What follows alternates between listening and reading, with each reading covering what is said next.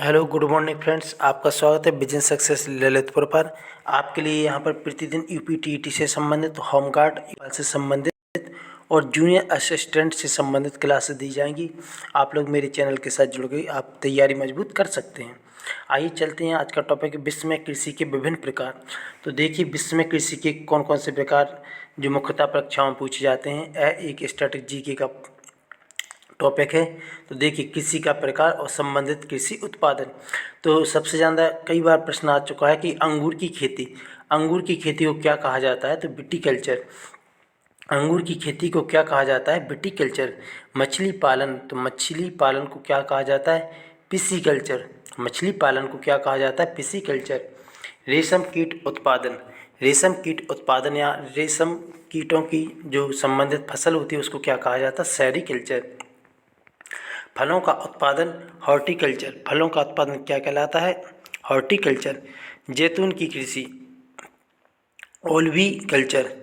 जैतून की कृषि, ओलिविकल्चर। विशेष प्रकार के वृक्षों एवं झाड़ियों की कृषि, इसमें क्या है, आर्बोरिकल्चर। क्या लिखा है, आर्बोरिकल्चर। विशेष प्रकार के जो वृक्षों एवं झाड़ियों से संबंधित कृषि होती है उसे क्या कहा जाता है, आर्बोरिकल्चर। मधुमक्खी पालन से संबंधित, एपीकल्चर। मधुमक्खी से पालन से संबंधित कृषि को क्या कहा जाता है, तो एपीकल्चर। फूलों की कृषि को क्या कहा जाता है, फ्लोरिकल्चर। फूलों की कृषि को क्या कहा जाता है, फ्लोरिकल्चर।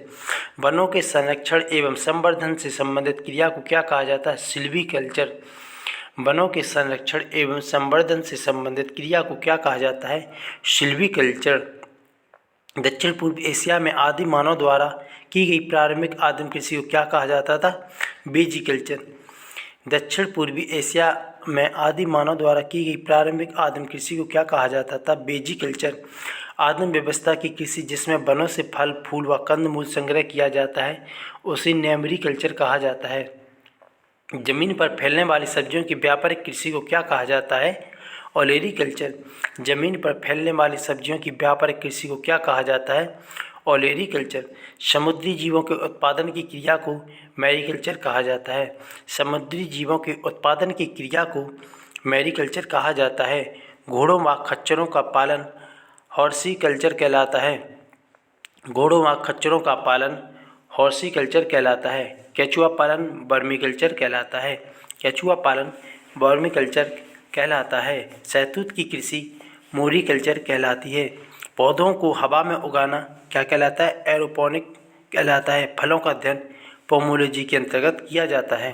तो आप लोग ये छोटे छोटे टॉपिक हैं जो 1 नंबर के प्रश्न बनते हैं, तो आप लोग इनको नोट करते जाइए और याद भी करते जाइए साथ में।